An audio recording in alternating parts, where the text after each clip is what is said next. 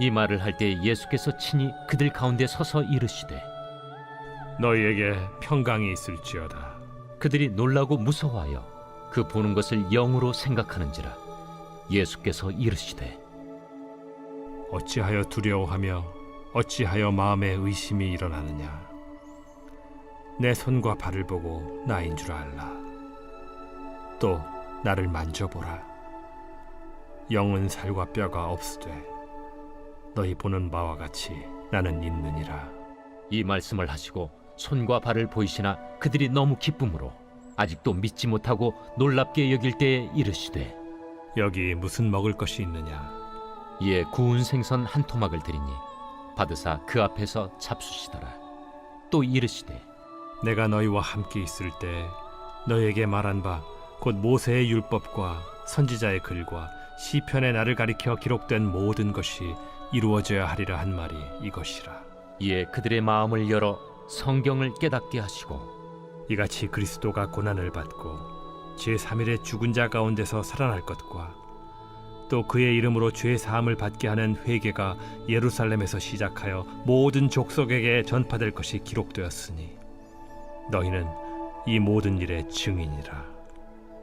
볼지어다, 내가 내 아버지께서 약속하신 것을 너희에게 보내리니 너희는 위로부터 능력으로 입혀질 때까지 이 성에 머물라. 예수께서 그들을 데리고 베다니 앞까지 나가사 손을 들어 그들에게 축복하시더니 축복하실 때 그들을 떠나 하늘로 올려지시니 그들이 그에게 경배하고 큰 기쁨으로 예루살렘에 돌아가 늘 성전에서 하나님을 찬송하니라. 할렐루야. 오늘 우리에게 평강을 주시는 하나님께 감사와 찬송을 올려드립니다.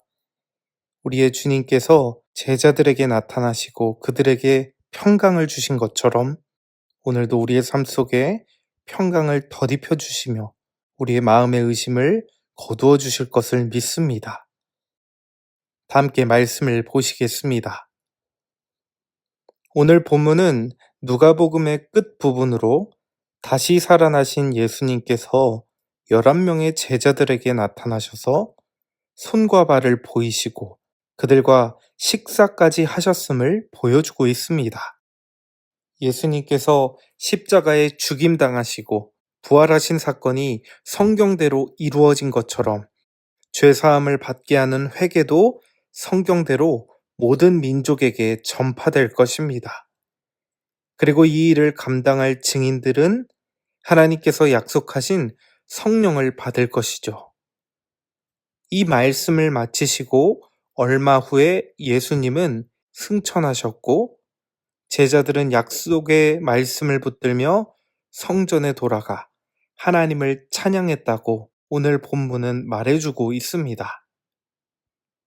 오늘 성경을 통해 우리는 예수님이 이 땅에서의 마지막 행적을 함께 살펴보겠습니다. 먼저 부활하신 주님께서는 제자들에게 친히 자신의 손과 발을 보이셨죠. 처음 주님을 보고 음성을 듣게 된 제자들은 환영을 보고 있는 것인가 착각을 했습니다. 두려워하는 제자들에게 주님은 십자가에 못 박히셨던 손과 발을 친히 보여주셨죠. 그뿐 아니라 예수님은 그들과 함께 식사도 하셨습니다. 구운 생선 한 토막을 잡수시고 주님이 유령이 아닌 실제 몸을 가지고 부활하셨다는 증거를 보이십니다. 제자들은 부활하신 예수님을 보고 기뻐했죠. 41절에서 누가는 이런 제자들의 모습을 이렇게 묘사하지 않습니까? 그들이 너무 기쁨으로 아직도 믿지 못하고 놀랍게 여길 때에 예수님의 무덤에 다녀온 여인들의 이야기를 듣고 그것을 허탄한 이야기라고 여겨 의심하던 제자들에게 주님은 친히 찾아오십니다. 그리고 당신의 몸을 직접 보여주시며 부활의 실상을 경험시켜 주셨죠. 그러자 제자들은 너무나도 기뻤고 그들의 의심은 한순간에 확신과 평안으로 바뀌었습니다. 이어서 주님은 그들의 마음을 열어 성경을 가르치십니다. 44절에서 율법과 선지자들의 글, 그리고 시편은 구약 성경을 가리키는데 46절과 47절에서 예수님은 이 구약 성경을 해석하시며 자신을 가리켜 적용하셨습니다. 다 함께 한번 말씀을 보실까요? 이같이 그리스도가 고난을 받고 제3일에 죽은 자 가운데서 살아날 것과 그리스도가 고난을 받아야 한다는 예언은 시편 22편, 이사야 53장에 기록되었습니다. 또한 예수님의 부활은 호세아 6장 그리고 시편 16편의 말씀에 기록되었죠.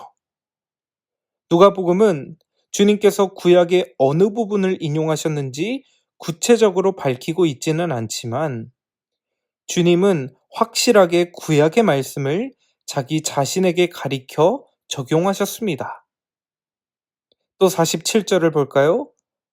또 그의 이름으로 죄사함을 받게 하는 회개가 예루살렘에서 시작하여 모든 족속에게 전파될 것이 기록되었으니 예수님은 구원을 위한 회개가 예루살렘으로부터 모든 족속에게 뻗어나가 전파될 것이라 말씀하십니다.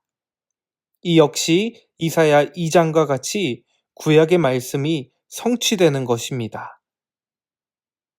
예수님은 마지막으로 복음의 말씀이 온 세상에 전파되기 전에 발생할 일을 약속해 주시는데요. 49절은 이렇게 말합니다. 볼지어다 내가 내 아버지께서 약속하신 것을 너희에게 보내리니 너희는 위로부터 능력으로 입혀질 때까지 이 성에 머물라 하시니라. 하나님께서 약속하신 것, 즉 성령을 의미하죠. 사도행전 1장 4절과 5절을 보면 누가는 예수님께서 성령을 가리켜 아버지께서 약속하신 것이며 이 성령은 위로부터 임하시는 능력이라고 말씀하십니다. 실제로 사도행전 2장을 보게 되면 오순절에 주를 믿는 자들에게 성령이 능력으로 임하시는 것을 보게 되죠. 성도님 여러분, 오늘 본문은 예수님께서 사랑하는 제자들에게 세 가지를 주고 계심을 볼 수 있습니다. 엄밀히 말하자면 세 가지를 통해 주님은 이 제자들에게 증인으로서의 삶을 살아갈 수 있도록 만들어 주신다는 것입니다. 그 세 가지는 무엇입니까? 바로 부활하신 주님을 직접 경험하는 것, 그리고 변치 않는 하나님의 약속의 말씀을 주시는 것, 마지막으로 위로부터 능력으로 임하시는 성령님입니다. 주님은 사랑하는 제자들이 이제는 의심하는 자들이 아니라 주님을 진정으로 따르며 죄사함의 회개를 전파하는 이 복음의 일꾼들이 되도록 하나님 나라의 확장을 위한 증인들이 되도록 성령님을 보내주시고 하나님의 말씀을 깨닫게 하시며 주 예수 그리스도를 직접 경험토록 해주신다는 것입니다. 여러분, 이것이 바로 우리 그리스도인들이 결정적인 증거라 할 수 있죠. 성령의 능력을 힘입어 살아가며 하나님의 영원한 말씀인 성경을 믿고 우리 부활하신 주 예수 그리스도를 직접 경험하고 고백하는 삶이 바로 그리스도인들이라는 것입니다. 그렇다면 오늘 우리에게는 과연 이 세 가지가 다 있습니까? 우리는 어떻게 우리 스스로가 그리스도인이라는 사실을 알 수 있죠? 다시 말해, 우리에게는 예수님에 대한 체험과 하나님의 말씀에 대한 믿음과 성령 하나님의 능력이 있다는 사실을 우리는 어떻게 확신할 수 있냐는 말입니다. 제자들의 변화된 삶을 통해 확인해 보기 원합니다. 누가복음의 마지막 구절인 52절과 53절은 이렇게 말합니다. 그들이 그에게 경배하고 큰 기쁨으로 예루살렘에 돌아가 늘 성전에서 하나님을 찬송하니라. 예수님의 승천을 눈으로 목격한 사도들에게 기쁨과 찬송이 있었다고 성경은 말하죠. 그들은 더 이상 주님을 눈으로 볼 수 없었지만 두려워하지 않습니다. 부활하신 주님이 그들에게 나타나 평강이 있을지어다 말씀하신 대로 그들은 담대할 수 있고 크게 기뻐했으며 성령이 오실 것을 찬양하며 기다렸습니다. 그리고 성령이 임하시니 권능을 받고 예루살렘과 온 유대와 사마리아와 땅끝까지 이르러 주님의 증인이 되어 갔던 것입니다. 귀한 성도님 여러분, 오늘 우리의 삶에도 이런 성령의 열매가 가득하기를 소망합니다. 부활주의를 지나온 우리에게 우리의 일상 가운데 예수님이 새 생명을 우리에게 주심으로 말미암아 정말 큰 기쁨이 있습니까? 고통스러운 현실 속에서도 성령의 능력을 경험하며 증인으로서의 삶을 살아가고 계십니까? 찬양과 경배함을 통해 주님을 높여드리며 큰 기쁨이 임하는 하루하루를 우리가 살아가고 계십니까? 성도라 부름받은 우리 모두의 삶이 그렇게 되기를 간절히 소망합니다. 오늘 하루 사랑하는 주님을 더욱 묵상하며 나아갑시다. 주님을 떠올리고 주님의 말씀을 기억하며 오늘을 살아갑시다. 그럴 때 승천하시어 하나님 보좌 우편에서 오늘도 우리를 위해 중보하시는 우리 주님이 우리에게 성령님을 보내주시고 힘을 주시며 참된 평강으로 인도하실 줄을 믿습니다. 다 함께 기도하시겠습니다. 주님, 우리에게 성령을 보내주시고 성령의 능력에 힘입어 증인의 삶을 살아가도록 만들어주심에 감사드립니다. 오늘도 저희의 삶에 기쁨의 열매를 가득하게 하여 주시고 부활의 주님을 신뢰하는 믿음을 허락하여 주옵소서. 우리 주 예수님의 이름으로 기도드립니다. 아멘. 말씀을 붙들고 기도하시겠습니다. 오늘은 교회를 위해 함께 기도하시겠습니다.